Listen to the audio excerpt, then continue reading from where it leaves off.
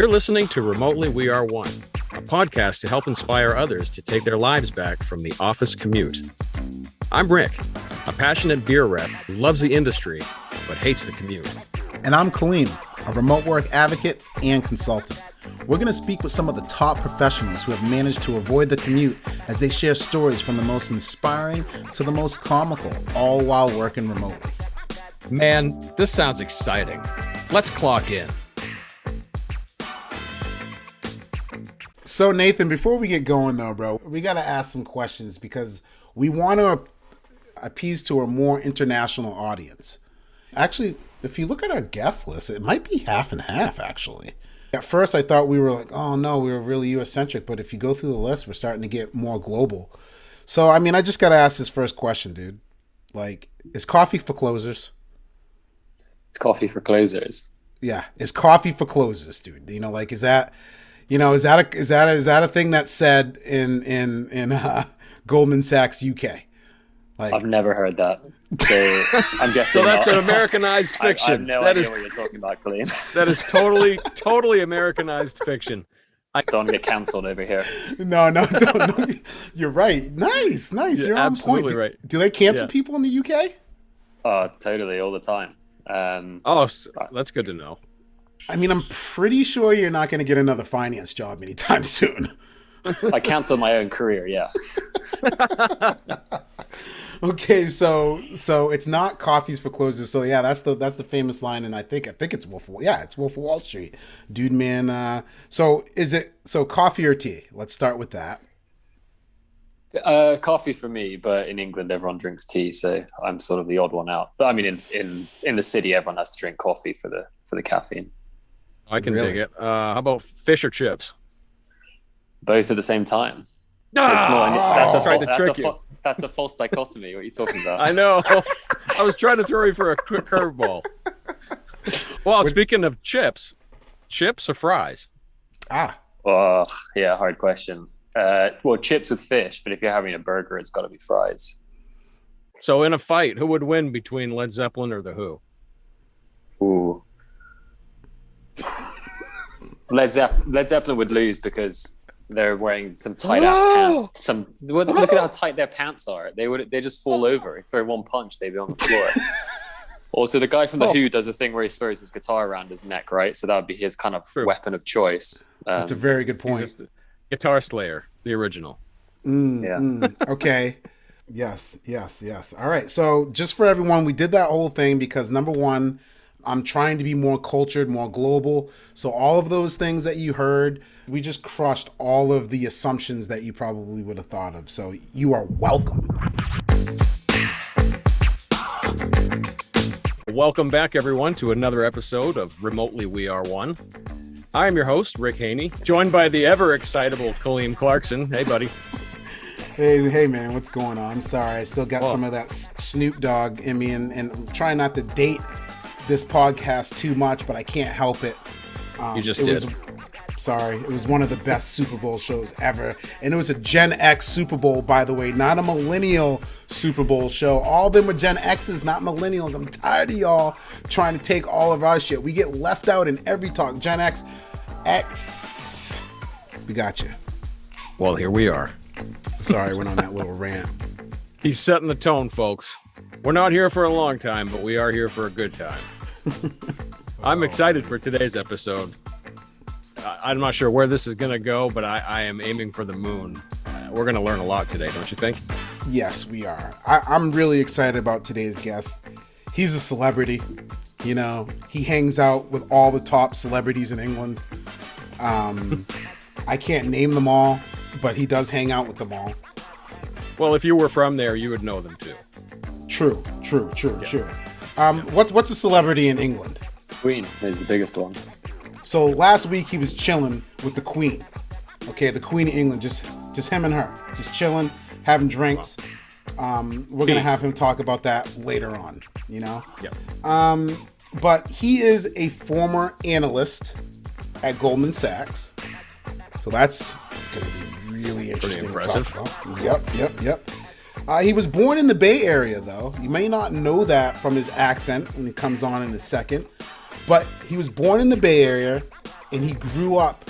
He grew up in London. He moved there when he was 10, so he grew up in London. He was a competitive rower during his time at university, they say.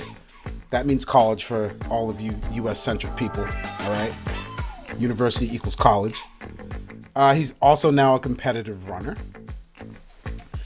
His article titled Goodbye Goldman Sachs has been featured in New York Magazine. Big article. I actually read it. It was suggested on Google. I started crying. I started getting emotional about it, Rick. It was really good. And guess what? This post of this article has been viewed over 50,000 times on LinkedIn. It's also so popular that it got its own Reddit subthread with well over 250 comments. He is now a freelance writer. He's got a book that he's shopping around. So, hey, all you publishers out there, he's been featured in New York Magazine and other publications. You better pick him up quick because he's writing a book called Crazy Bull Beach. Everyone, listeners, viewers, please give Mr. Nathan Risser a round of applause. Welcome, Nathan. Hey guys. Thank you, Kaleem. You are an excellent hype man. I'm gonna hire your services in the future. Hey, Nathan, I'll hold you to that. When that book comes out, when you're giving your first TED Talk, bro, I want to be out there with the hype man. Yeah, you'll be there when I get my Super Bowl show as well. You'll be on stage with me. Yes. This is going to be fun. I can tell already. So Nathan, thank you so much for being on the show. It's a pleasure to have you here. I'm going to just start right off with your article. I read it, and what rung my bell the most was how I identified with your experiences of, I don't want to say mental health struggles, but the heaviness of stress, of working too much, working too hard, and really just burning the candle at both ends. Can you tell me a little bit about, without getting into too much detail if you don't want to, but tell me more about that experience and how it kind of paved the way to where you are now? Yeah, I think terms are hard when we talk about it, right? We want to say mental health. Some people want to say burnout. It's very difficult what we want to call it. But what I experienced was a kind of an increase in stress throughout my working career at a very stressful place where I ignored what my body was telling me was right. And this can happen in finance, this can happen in the retail industry, but you kind of suppress feelings in yourself of stress and overwork. And at some point, you reach a boiling point, a tipping point. And that's what happened to me during the pandemic and was kind of the big catalyst behind my career change and behind that article. Nathan, when you talk about the boiling point, you know, I'm not trying to aid you by any means, but for our listeners who can't see Nathan, you know, he's a good looking dude. Yeah, he doesn't have any grays. He's chilling. All right. He's got a good lock of hair. He's got good teeth. Everything is gravy. So most people think, Nathan, that what you're talking about has to deal with people who might be currently in their 40s, mid 50s, later on in life. Without talking too much about your age, is that necessarily true? I mean, like, everyone's looking at burnout and, oh, well, you're burning out and you're working too hard. You know, work-life balance, that's for old people. I don't have to worry about that as a 22-year-old new hire at one of the best firms in the world. We can say that, definitely. Can you talk about that a little bit? Yeah, I think you're right. The narrative's more shaped towards mid-career people. So me as a mid-20s person is probably an anomaly in that narrative of people burning out during the pandemic. I think the big reason behind that is because when you're having your early career in an industry like finance at a place like Goldman Sachs, you are operating at the limit of burnout the whole time. I mean, people I know who are doing really well in their careers, that first 5 years after university, they basically have to suppress their work, their life balance, their personal health sometimes for a while. The number of people I've seen get very unhealthy physically after university in the first 5 years of career is all too common. So I think it's expected. It's almost weird to talk about burnout early in your career because I think there's this cultural assumption that when you start a career, it is going to be like that. It's going to be hard. It's going to be stressful. It's going to be very different to your university experience. So maybe that's why we find it difficult, because older people say someone mid-career is burning out in a different way to someone who's burning out in their 20s.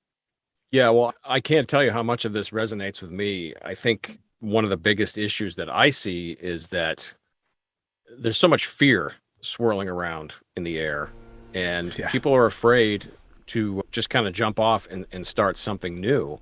And when you're faced with these physical ailments and what seems like, the walls are closing in, the idea of starting over in something completely new, all it is adding more layers to that fear. Do you find that a lot more people are kind of waking up to these types of realizations? I think people are aware of them. And if you just look at the culture at the moment around mental health, the apps being funded by venture capital funds, the common conversations about it, it's at the most popular it's been in my life, at least as someone watching the news. That said, I don't know whether that's changing the culture of young workers in industries such as finance, because it's still the culture that you're going to have to graft hard, you're going to have to work hard and do a sort of inhuman effort for some years of your life. So we can have this overarching narrative in the media about the importance of mental health, but there is definitely still some people who think I can just have a cutting edge in my career. I can exceed over my peers by simply working harder, pushing myself closer to the brink than other people, but not going over it. Now, when you talked about pushing yourself to the brink, Nathan, was there anything, obviously people go read this article. It's really good. I mean, without getting too much into it, when I read it, the exact same thing happened to me during the pandemic. I was standing up in Maine with my awesome in-laws, having a great time, like enjoying the fact that we were fully remote. And something hit me as I was standing on the back deck taking a sip of Makers, listening to the birds chirp. Something just hit me, and I just started crying and I didn't know what the hell was going on. I'd never experienced anything, and I don't know if I was having a panic attack, but I felt some tightness in my chest. And when I wrote in my journal, I basically just started writing at like 3:30 in the morning of, why are you feeling like, are you happy of doing what you're doing? And basically I made the decision to leave my current job. I made a very similar decision.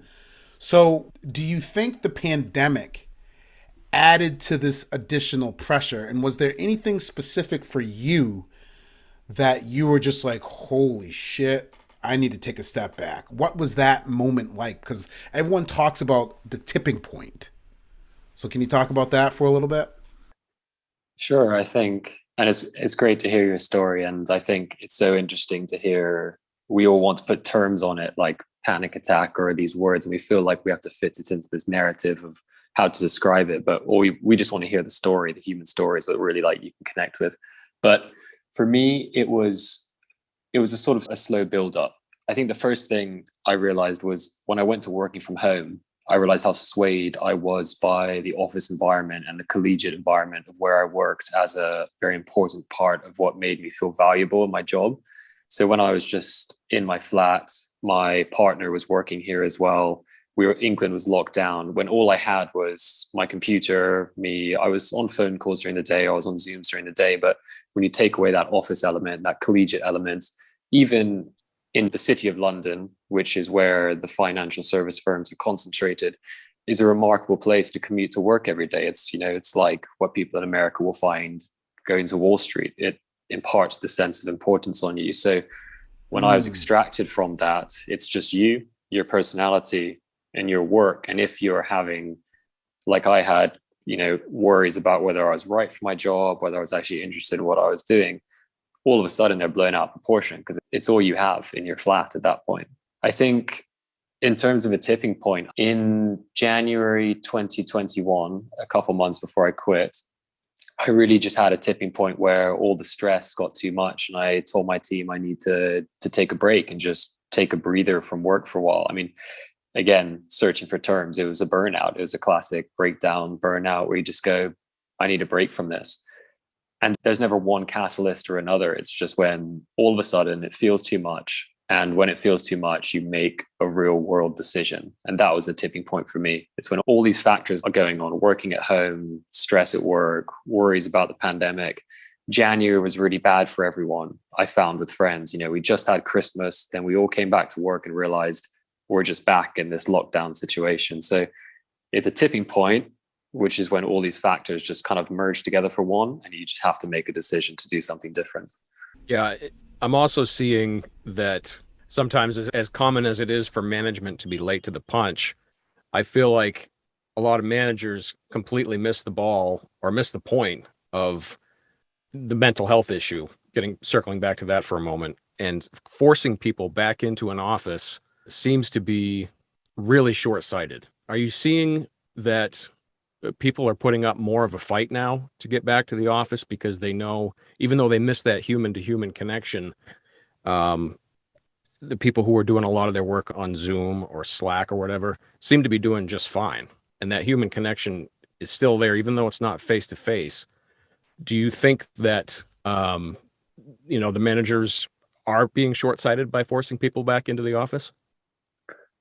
I think it really depends on industry and style of work. I have a vast amount of friends in London across tech, some are in finance, some are in law, some are consulting, all traditional white collar professional jobs. And I would say it's very split between them of how much some very much want full work from home or flexibility, and the other half are desperate to go back to the office.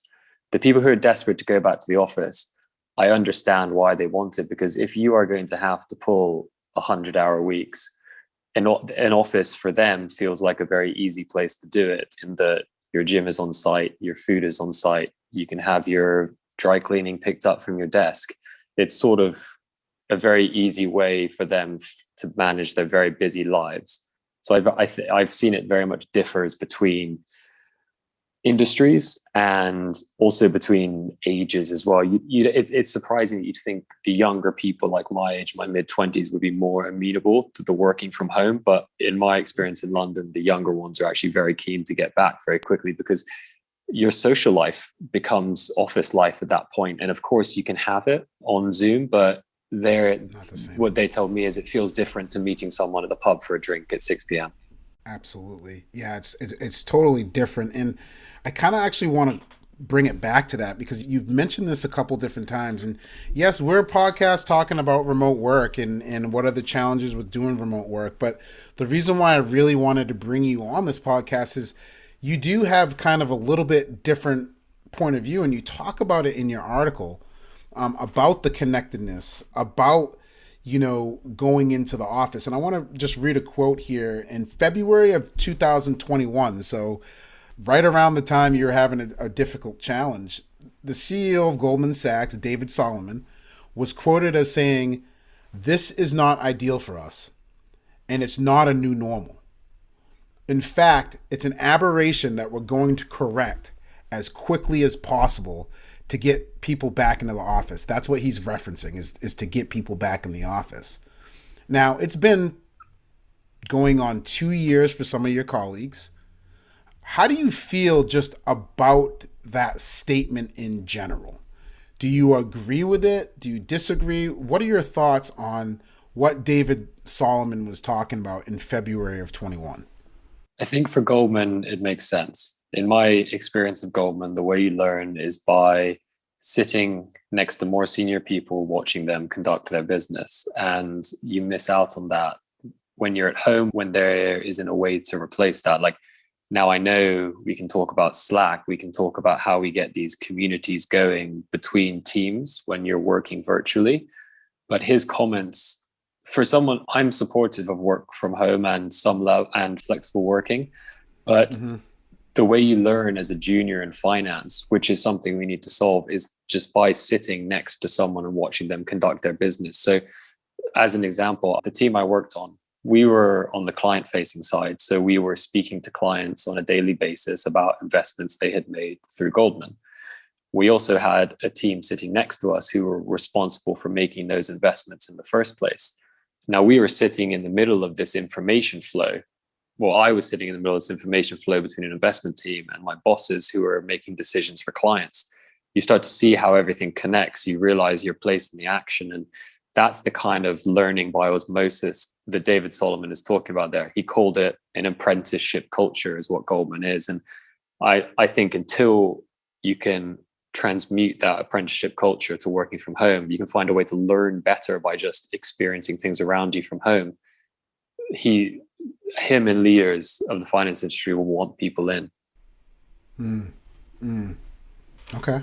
So you did mention it's something that should be fixed. So is it a situation of, let's just continue doing it the way we've been doing it for 100 years versus trying to be innovative? Because every financial agency hasn't gone on record of saying it's an aberration. Some are being more flexible. I think, I don't know specifically which banks. I thought I saw something earlier about, JP Morgan being a little bit more flexible on the return to office versus this way. So what are your thoughts on doing business just because we've been doing it that way? Yeah, it's a tough topic. And there's plenty of professors at business school who I'm sure have a more erudite opinion on it than me. But I would say this isn't just the case for Goldman. It's the case for any, quote unquote, elite institution that for some reason, perhaps we don't know why, seems to do things better than other firms. I'm not saying Goldman necessarily is better, but there's this view of it that they've got some secret sauce. They've got some culture that for some reason allows them to attract these people who are able to do amazing things. And in other elite institutions like hedge funds or even sports teams, like I was watching The Last Dance recently, they had a kind of system that was working, and then you're very unwilling to mess with it. So that's the force you're fighting against when you want to bring in innovation in the workplace. And that's what the leaders of these institutions, which are looked at as being sort of almost magical, right? They have this aura around them that things work there and they're very elite. That might make you skeptical about drastic innovation one way or the other. I mean, to be clear, I'm supportive that things need to change, and they need to, if work from home is going to be a reality, they need to solve the learning elements of it and make it work for everyone. But I don't know. I mean, I was just an analyst at Goldman, but if I was the CEO, I'd be very afraid of pulling levers on a system that seems to have worked well for quite a long time. Interesting. Yeah, I can see that for sure. Hey, we've been doing it this way. We're elite. I wonder how their numbers are looking over the past 24 months. I wonder if their numbers are worse or better. That would be really interesting. Well, banks had a very good year, and banks broadly had quite a good year because deal making boomed basically. So in the M&A divisions of banks, there was quite a big boom in deal making. So the figures coming out of the pandemic for the international investment banks has generally, broadly speaking, has been quite good. You mentioned in your article the term human capital management, which is something that I'd never heard of. It did get kind of a chuckle out of me because I said, "Oh, this sounds like very grim," but in the same time, it kind of made me chuckle a little bit. Human capital. Yeah, and I think that's the way you phrase it. It's like you found it, and I'm paraphrasing. I apologize, but you said you found it ironic that the very department that was not responsible, but I think I said the people responsible for our well-being, had a name that made us feel like we were widgets, just to be moved around. Thank you. So that's what I was trying to get at, and I apologize. Could you kind of expand on the attitude of the human capital management and how that is just, on the surface, extremely toxic to a lot of people? Yeah, I'm so glad you brought it up.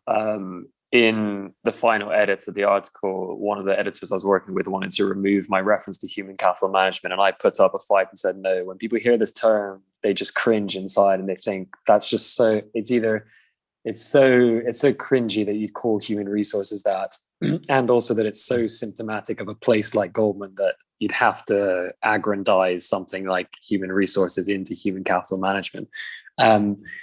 I think everyone has problems with this. I was speaking to someone the other day who works at Google, and it's called people operations there, which sounds like people ops. You've got surgeons operating on people. So there's always going to be it's always bad terms how we talk about people. I don't know. Maybe it was a passing comment in the article. I don't want to read too much into it, but it's just, it kind of does show a blindness to people in that industry may be feeling like they are just widgets, they are another line items on the balance sheet, that the human resources department reiterates that view that they are just another asset owned by a firm to be moved about, played with, retired when they're no longer useful to the profit margin. Fixable or replaceable. Yeah. I actually love the term people operations because it has the word people in it. And on top of that, for me, the operations side is more about how you operate as a company. So I just love, I can't remember his name, the guy who wrote the book on people ops from Google, explaining why he changed the title from human resources to people operations. I found was pretty interesting to kind of be more relatable to engineers and people who make decisions based on data. But kind of bouncing back to what you were just talking about with Rick, I'm going to just bring up this kind of like last quote, and I know we're kind of picking your article apart, but hey, that's why we have you here, Nathan. Your article hit a lot of people's hearts, man. A lot of people like, no shit, if Absolutely. you can quit a Goldman Sachs job at, I don't want to throw out your salary, dog, but I mean, you wasn't making no $5 an hour. Okay. It was decent. It was Good. Yeah, it was decent to say the least. So it's not like you just woke up and quit a job that most people think everyone's just quitting because, you're getting government aid, and that's already been proven incorrect. It's already been proven incorrect. People actually are like yourself, reprioritizing life challenges and what they want out of life. And that's why people are leaving. But there was this part in your article that just really hit hard with me. And at some point in earlier 2001, and I'm going to try to paraphrase, there were some analysts at Goldman Sachs that were just like, dude, we're doing 100 hours a week. We're dying over here. We got to stop. And they kind of made this presentation, and I guess they pitched it. And then David Solomon, the CEO of Goldman Sachs, ended up creating the Saturday rule. You could no longer work from like Friday at night until some point until the day on Sunday. But as he's doing this talk or this company-wide audio announcement, he follows the same thing of, we want to help you so much.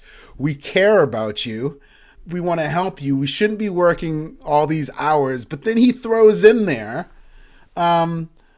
just remember though, if we all go an extra mile for our client, even when we feel that we're reaching our limit, it can really make a difference in our performance. So he says this one thing, and we're talking about, we got to answer and we got to care about mental health. Remember, we were talking about this earlier. And then he follows it up with, but remember, if you go the extra mile, it really makes a difference. How often, after you've mentioned that you were having challenges, how often did you experience this kind of lip service where they're saying one thing, but then they follow it up with a 100% comment that contradicts what they're saying that they care about? So what was it like? What were the words, if you went to the psychiatrist, were there whispers about, oh, he can't handle it or she can't handle it? What, when your CEO, and I don't even know if he realizes what he did in that moment, but like when your CEO does something like that, how does it kind of fester down throughout the rest of the organization? Very simply, he made a rule and then said there are no rules, is what that statement boils down to. If you look at it, it's the ultimate caveat. I don't give a fuck about you. I didn't sleep on Rick James's couch. Yeah, I slept on Rick James's couch. I fuck his couch. Sorry, it's a Chappelle Show reference. Get to it. That's completely lost on my my English self. So, so yeah, just completely opposite. Yeah. It seems to make sense that, like Kaleem said, that it's really nothing more than lip service. We're saying this because we have to, but you need to know that we mean something totally different. Yeah, I mean, we've already mentioned generational differences on this podcast, and that's a big thing that's happening at firms. Is that so the senior leaders, I'm completely aware that they grew up in a tougher work environment than I did when I worked at Goldman Sachs. They cut their teeth at a time when it was next level compared to what it is now. The stress was I'm sure much higher. There were no, on-site mental health services. The idea of treating your analysts well was not a thing. So, of course, you're going to have this view of people who've climbed the ladder underneath a much harder culture.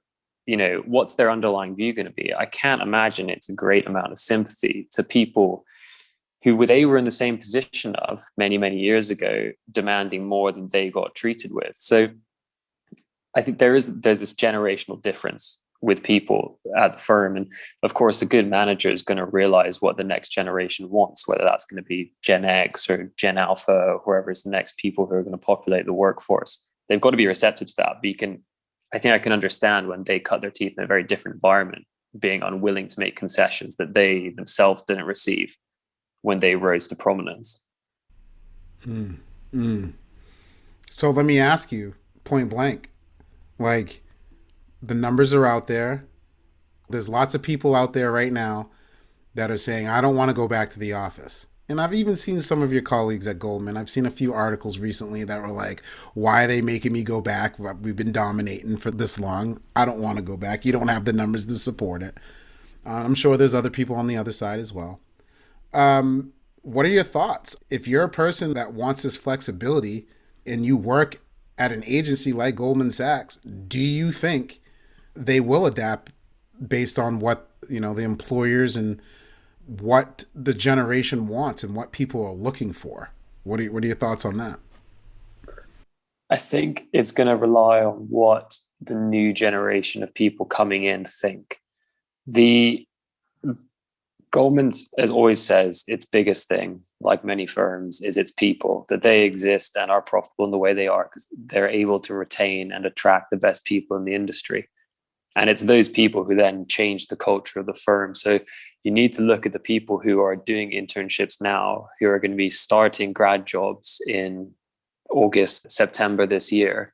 What do they actually think? Because they're the ones who are slowly going to drive the change. I think about it a lot. I wish I had a more definitive answer. And I think in the short term, the finance industry, and particularly at the very cutting edge of it, the traders, the investment bankers, I think they're going to stay in the office for a decent amount of time. Yeah.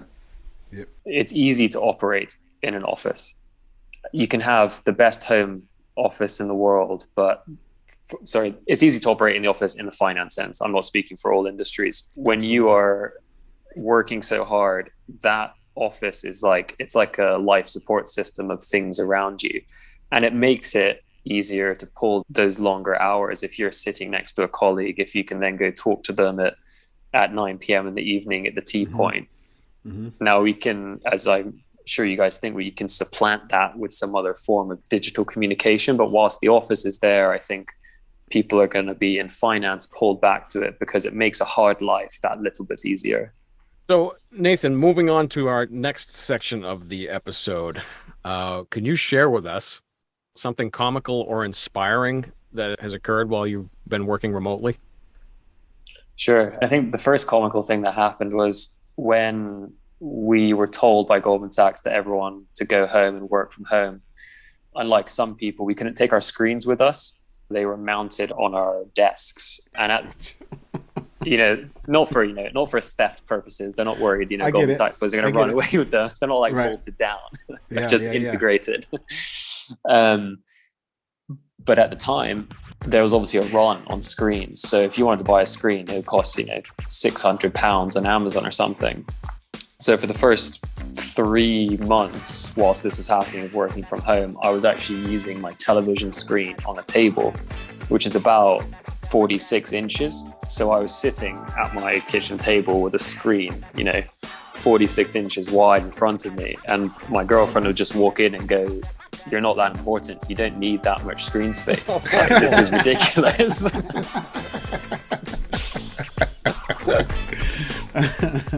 But you are that important. Yeah, you are that important. In my own mind. I mean, maybe it made me look important, but my eyesight has, definitely degenerated after that. So it was a short-term solution and a long-term problem. Oh my gosh, that's funny. No doubt. What about any experiences maybe on with some clients or other people that you had while working remotely, or even if they were remote and you're in the office? Do you have any stories like that? I was on a call where a very senior person in the hedge fund world was blowing. Oh, tell us vapes. their name. Tell us their name. Tell us their name. yeah, good one. Gonna air out some dirty laundry here. Yeah, what stock should we get too? What stock should we get? Just kidding, people. Just kidding. Just kidding. I make jokes. You can go on the Reddit finance thread if you want for investment ideas. That's the best place to look for them. Okay, thank you. He or she, I don't know, not giving anything away. Yeah, I was just blowing vape smoke into the screen for the entirety of an hour call, whilst I was on there with a senior person from my firm who had quit smoking and was maybe feeling a little bit high stress that day, and having vape smoke virtually blown into your face whilst you're trying to present to someone is not great. Yeah. Were the eyes open or were they closed while they were vaping? It was a power move. It was, I'm vaping and blowing smoke in my screen. I'm looking at you, and what are you going to do about it? Well done. Jeez. Wolf of Wall Street. That's what it is. Yeah, work from home street. It's like the modern version of Wolf of Wall Street. Right. That's great. Nathan Risser, thank you so much for joining us. Where can our listeners find you? I'm on Twitter at Nathan Risser1, and you can Google my name on LinkedIn and connect with me if you want to chat about anything. Awesome. Well, this has been a great conversation. I'm so glad you could join us. Thank you so much for being here. Yeah, thanks for having me, guys. Yeah, man. Good luck. Appreciate the time. You've been listening to the Remotely We Are One podcast. Visit us at remotelyone.com/podcast for upcoming episodes. Subscribe to our YouTube channel and download our episodes on your favorite podcast app. Hey, don't forget to clock out.